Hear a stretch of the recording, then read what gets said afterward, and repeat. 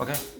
All right, well, hi, this is Dr. Daniel. I'm going to talk about what to do when you go buy shoes, okay? So the first thing you want to see is that you have a good solid shoe. So if you take a shoe in your hand like this and you press the shoe, it should collapse in the metatarsal phalangeal joint area, which is this here, which is basically the connection between the midfoot, forefoot area and the toes. And that's the only area that needs to collapse. Otherwise, the foot should be nice and solid. Okay, that's the first thing you want to look for. Number two, so as I'm looking, this is a good shoe. Number two, when you press on the heel, it should not collapse. So if it's collapsing like this and or like this, that means that the heel counter is not going to hold your heel in a good position. Okay, so that's number two problem, or number two thing that I would look at a shoe. So a shoe that would collapse like this is not a very solid shoe for me. But nevertheless, you know, it also depends on the patient, how old they are, how young they are, things like that. The other thing that I look for is how is it coming down to ground. So if it's coming down to ground 90 degrees, that's what we want. We don't want the shoe, when you buy a brand new shoe and it's actually being tilted like this and or like this before you even wear it, it's not a good shoe, because it's going to put that calcaneus, which is the heel bone, in that position. That calcaneus then dictates what the forefoot and the midfoot have to do, and it may cause you problems. So that's number three.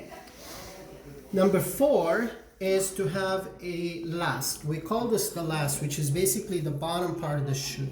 And if you look at the bottom part of the shoe, there is this section here that's called the rear foot, and then there is this section here that's called the forefoot. Now, the angle between the rear foot and the forefoot should not exceed 15 degrees, except if you're going to be running. Then you have to go higher angle. Nevertheless, if you have a straight last, this is what we call straight last, when the shoe is actually 0-degree angle between the rear foot and the forefoot. C-shape is going in too much. So between that and there's two extremes basically. Okay? Now there's also a reverse last, whereby the shoe goes this way to the heel rather than straight, and those are for treating some patient problems. The other problem that we look at, or what I look at in a shoe, is when you look skiving at the rear foot right here versus the forefoot. It should be 0 angle between this and this. You should not have this and this on an angle. It should be one angle. So if I'm looking at it, rear foot to forefoot, it should be like this. It should not be like this or like this, you know, rear foot to forefoot.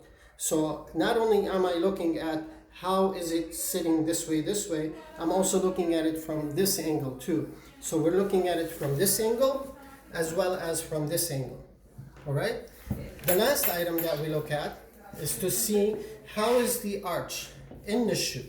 So you want to have a good arch. And if the arch does not have a good cookie right in the arch area, you need to get a custom-made arch support. And those can be found as well as a good arch in the forefoot area. Those are some of the items that you want to look for in a good shoe. I usually like lace-up shoes more so than anything, because lace-up shoes you can untie a little bit in the midfoot, especially if you have a high instep or a forefoot equinus. Those are the things that I look for in a shoe. Thank you.